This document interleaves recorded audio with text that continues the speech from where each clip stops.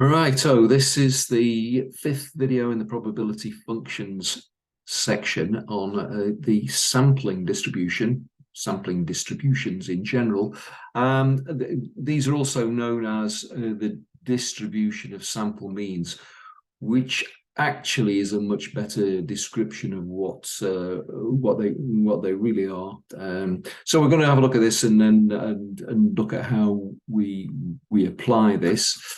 Okay, so let's have a look at this situation of a uniform distribution I've just drawn here between 0 and 10. Okay, and so we can show this. We can obviously show that it's got a mean of 5 quite easily, but it's got a variance of 8.33. So for any interval here of any interval, say of width 0.1, then the probability of drawing a random variable that is in that interval is the same as any other interval of that width. That's why it's the uniform distribution. Okay, so if what we do with this distribution is we use it to generate 50 random numbers, and we take the mean of those 50, okay, then the mean that we've generated there is effectively a new random variable. It's being derived from this random variable for the uniform distribution, but we can regard it as being a new and different random variable. So now we've done that with 50. Now, if we take that process and we repeat it over and over again, and we get lots of samples of 50 and take their means, and then we plot the results, then we can plot those on a histogram. And we look at this, we can see, they're sort of gathered around 5, as you would expect, that being the mean of this population distribution that we're looking at. But this isn't a uniform distribution. Okay, now this histogram here has got a mean of 5. It's got a variance actually of 8.33 divided by 50. Quite interesting. We'll come back to that. And as I say, it's not uniform. It has this familiar bell shape. So looking very much like the normal distribution. So now if we want to calculate the probability of the mean of one of our samples of 50 lying between two values, we do our calculation against this sampling distribution, or the distribution of sample means, we might say. And that distribution approximates to the normal distribution and has a mu of a mean of, I'll just align that, of 5 and a variance of 8.33 over 50. So we can use those parameters in our calculator to find the probability of getting a sample mean of, say 6 or 5.5 or whatever. Okay, so what we've done here with this distribution of sample means, the fact that it approximates to a normal distribution is something that results from something called the central limit theorem. So we've got a statement of that central limit theorem here. The central limit theorem states that the distribution of sample means, that's my preferred phrase, approximates to a normal distribution as the sample size gets larger regardless of the population's distribution. Sample sizes equal to or greater than 30 are often considered for the sufficient for the central limit theorem to hold. So if we've got a sample size of at least 30, then basically we can derive the mean and standard deviation of that from the original population or the underlying population. And we can also assume that it's normal, which means we can use our normal distribution function on our calculator. Okay, so that is very useful. Okay, why is it useful? Let's just recap. Firstly, if we want to test a sample drawn from the original population, well, we're unlikely just to take one observation from that probability probability distribution. So, otherwise, the value of any sort of single observation could just be put down to random variation. So, for instance, if we wanted to test whether male students 16 to 18 years of age at a particular school were taller than the national average, then if we're just going to sample one boy from that school, then it really wouldn't make a lot of sense, would it? It'd be much more sensible to take, say, 20 from the school and use the mean height of that group, in which case we would test it against the population of all samples of size 20, the sampling distribution. Secondly, the probability distribution for the population we're examining doesn't have to be normal. And we don't even need to know what the distribution is, as long as we know the mean and the standard deviation of it. Okay, so if we take the mean of anything greater than 30, then it's, that's enough, as we've seen above, for the central limit theorem to hold. If the distribution of the population, incidentally, is if we know the underlying one is normal, we used the uniform before, but if it was normal, then if we take the mean, it will be normal anyway. So we don't really have to think about whether it or not it approximates. So if you were to get a problem whereby you had sample sizes of 8, as long as you knew those came from the underlying population was a normal distribution, you would still be able to sort of apply the same thinking. Okay. All right. So just one other thing, really, it's worth looking at, I think, at the maths of how variances combine to help us understand the central limit theorem. First of all, if we take a number of random variables and we basically we kind of add these random variables to form a new random variable, then the sum is the variance of the first one plus the variance of the second one plus the variance of the third one, and so on.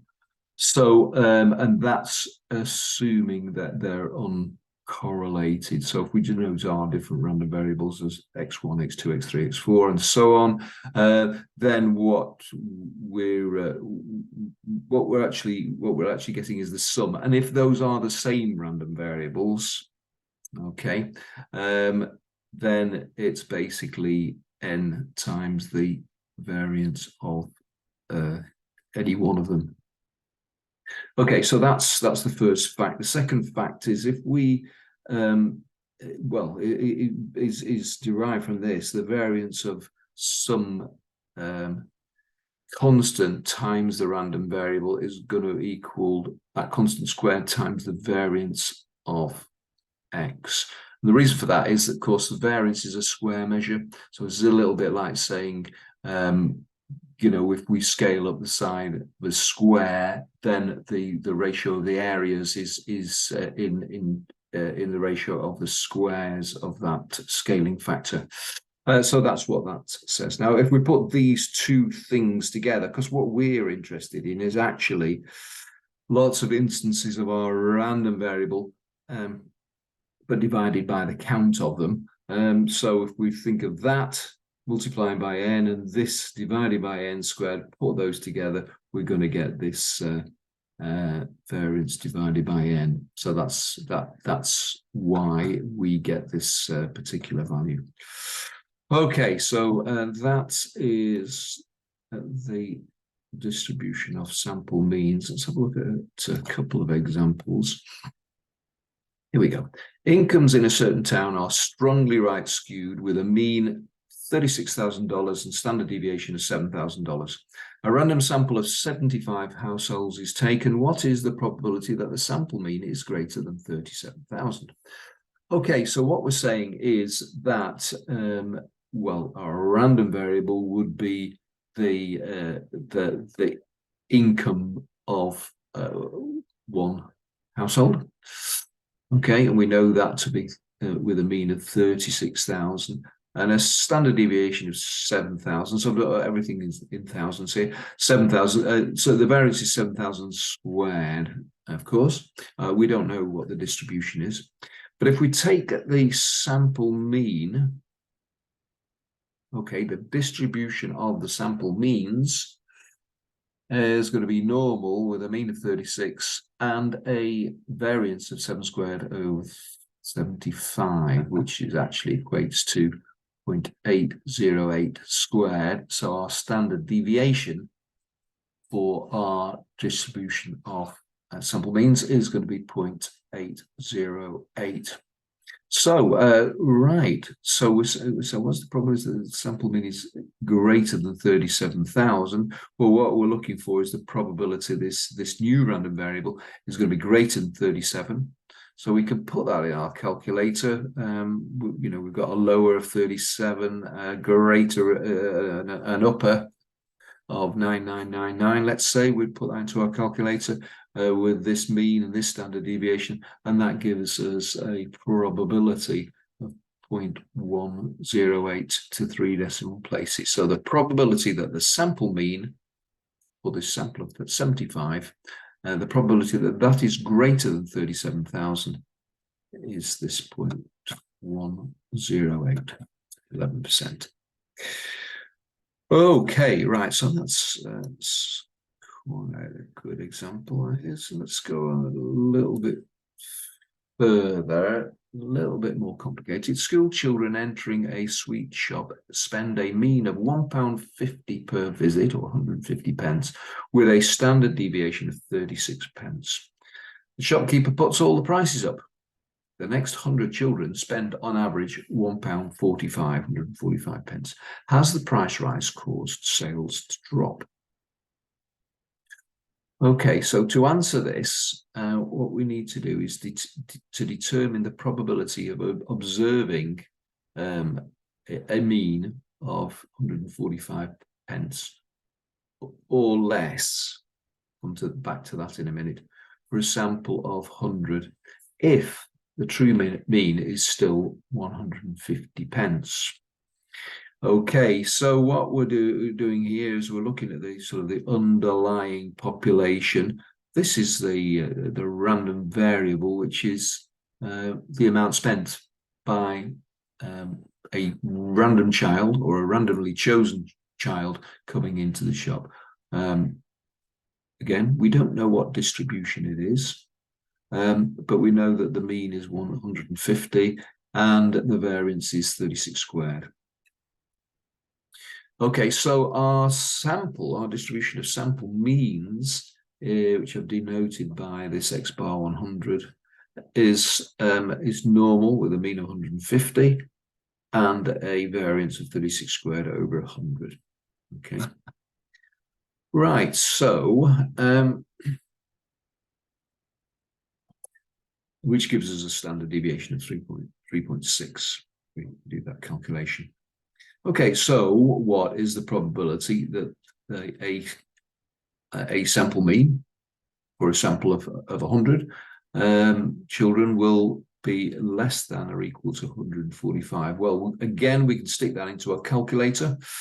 So that is the value. We've got the mean and the standard deviation there, and that is going to give us a probability of 0.082 to 3 decimal places. So the probability of getting less than or equal to 145 pence, if the true mean is 150, is about 8%.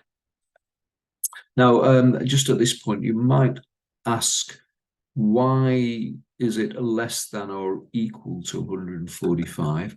And the reason for this will probably become a bit more apparent if you haven't already done hypothesis testing, then it will become more apparent then. But essentially what we're doing when we look at our distribution here against which we're testing, then what we're saying really is anything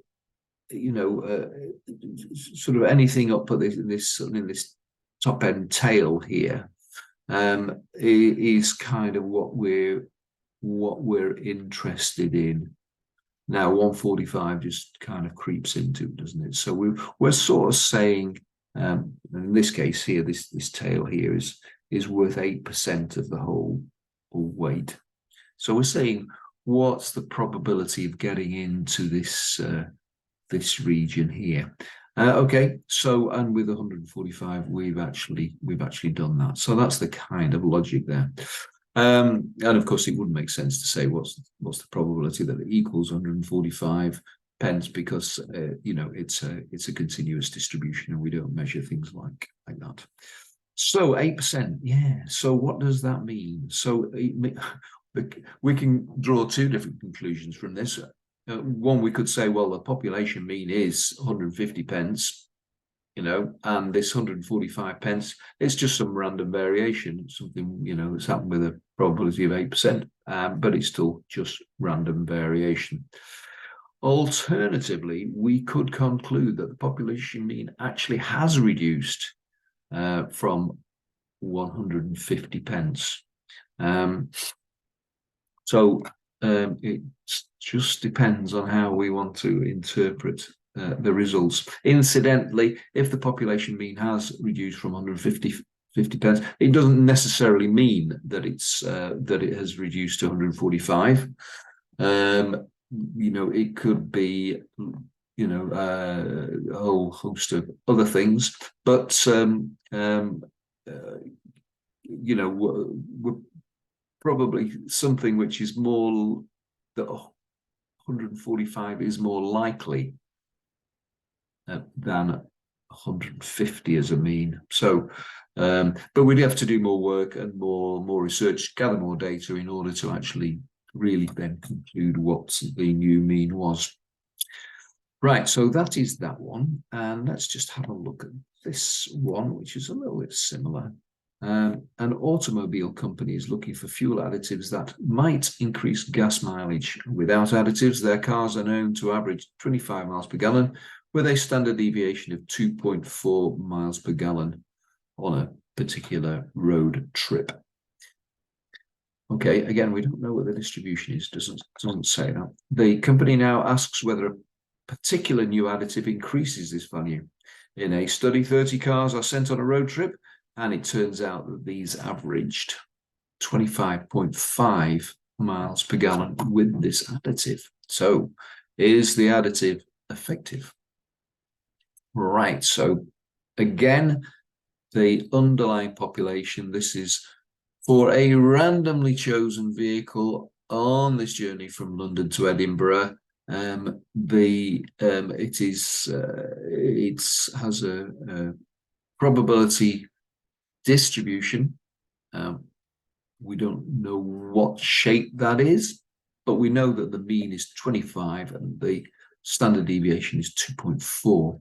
So if we take a sample of 30, then our distribution of sample means for all samples of 30 is going to be normal with a mean of 25 and a variance of 2.4 squared over 30, which is actually 0.438 squared. So the standard deviation is 0.438.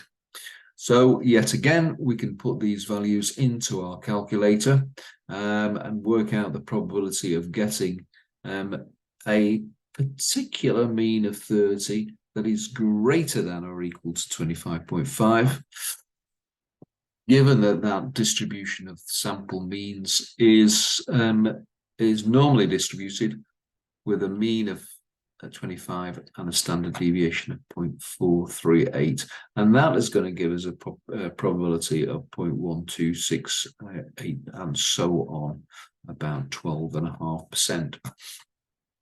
So same thing as before, really. What we're looking at is this tail here. What's the probability of getting into this tail? So we might call this the critical region.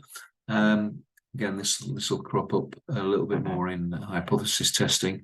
But yeah, so what would we conclude? Well, again, it's, it could be random variation, and it could be that we have actually improved the fuel consumption with this additive. So I think it just kind of highlights the fact that, unless we actually set out with some kind of decision process to sort of say, well, let's go for anything smaller than 5%, and I think we'll use that as a basis for deciding that the additive has worked. If it's a probability greater than 5%, then it's really not enough evidence to suggest that. And that's the sort of structure that we put around it when we're doing the hypothesis testing more later. But anyway, that is the sampling distribution, or the distribution of sample means. Clearly, to actually do tests on the normal distribution without taking samples and typically taking the mean of those samples, probably going to be terribly useful thing to do. So it's going to come into pretty well all these questions that you're going to get on testing against the normal distribution. Okay, so hopefully that has been useful. And thank you for listening.